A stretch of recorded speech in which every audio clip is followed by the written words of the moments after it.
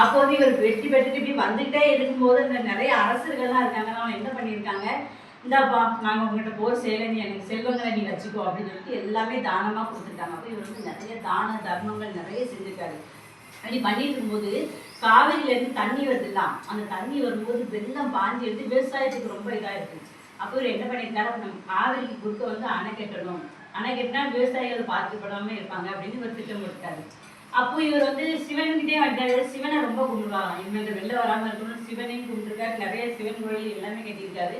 அப்போ என்ன பண்ணியிருக்காங்க, அந்த தடுப்பணை கட்டுறது எப்படின்னா எல்லாரையும் கூப்பிட்டு, இப்போ நம்ம பீச்சில் போய் நிற்கோம்னா இப்படி கால் வைக்கும்போது நம்ம கால் வைக்கிற இடத்துல தண்ணி வராது, அந்த இது பண்ணி அந்த ஐடியா பண்ணி பெரிய கல்லை முதல்ல போட்டிருக்காங்க. பெரிய கல் பெரிய பாறாங்கல் போட்டு அப்புறம் ஒரு களிமண் ரெடி பண்ணியிருக்காங்க. அந்த களிமண் என்னென்னா கரைஞ்சி போகலாம் தண்ணியில். இப்போ 2000 ஆண்டுக்கு முன்னாடியே அதெல்லாம் ரெடி பண்ணியிருக்கேன்னா இவர் எவ்வளோ பெரிய மூலக்காராக இருக்கணும். ஒரு களிமண் அதை போட்டு பெரிய கல்லை போட்டு கொஞ்சம் சூப்பராக அந்த அணை இன்னுமே இருக்குது. 2000 வருஷம் ஆகுது. நம்ம நாட்டிலே பழமையான அணைனா கல்லணை தான், இன்னுமே இவர் பேர சொல்லுது. அப்போ அதை உருவாக்கி அந்த பெரிய அணையாக கல்லணையை என்ன பண்ணியிருக்காரு, நம்ம கரிகால சோழன் கட்டியிருக்காரு. இன்னுமே இவர் பேர் நிலைச்சி நிற்கிறது தான் அந்த அந்த கல்லணை கட்டியிருக்காருல, அதுதான். அந்த வந்து களிமண்ணுன்னா அது வந்து கரைஞ்சே போகாதான். நிறைய போர் வீரர்கள் வச்சு அதை கட்டி விவசாயத்தை செலுத்தி வச்சுருக்காரு. அப்போது இவர் போர்க்காலத்தில் வந்து இப்போ வந்து அதுமாதிரி அரசாங்கத்தில் வந்து நீதி நேர்மை அதுவும் கரெக்டாக இருக்குமா. அப்போ வந்து இவர் சின்ன வயசாக இருப்பார், என்ன நேர்மையான தீர்ப்பு சொல்லியிருப்பார் அவர் அப்படின்னு 4 பேர் வந்துட்டாங்க.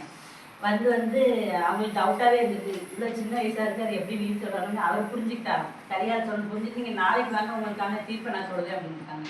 அவங்க மறுநாள் அந்த தலைவர் என்ன பண்ணியிருக்காரு, நல்ல கிழவ மேசம் போட்டுட்டு அவங்களுக்கான தீர்ப்பை கரெக்டாக சொல்லிட்டாங்க. ஆமாம் இதுதான் ஒரு பெரிய ஆள் வேணுங்கிறது அப்படின்னு இவங்க சொல்லியிருக்காங்க. அப்படி வந்து மக்களோட நிலைமையை புரிஞ்சுக்கிட்டு வரான். இவர் ஆட்சியில் வந்து செல்வ செழிப்பு நீதி நேர்மை எல்லாம் கரெக்டாக இருக்குது.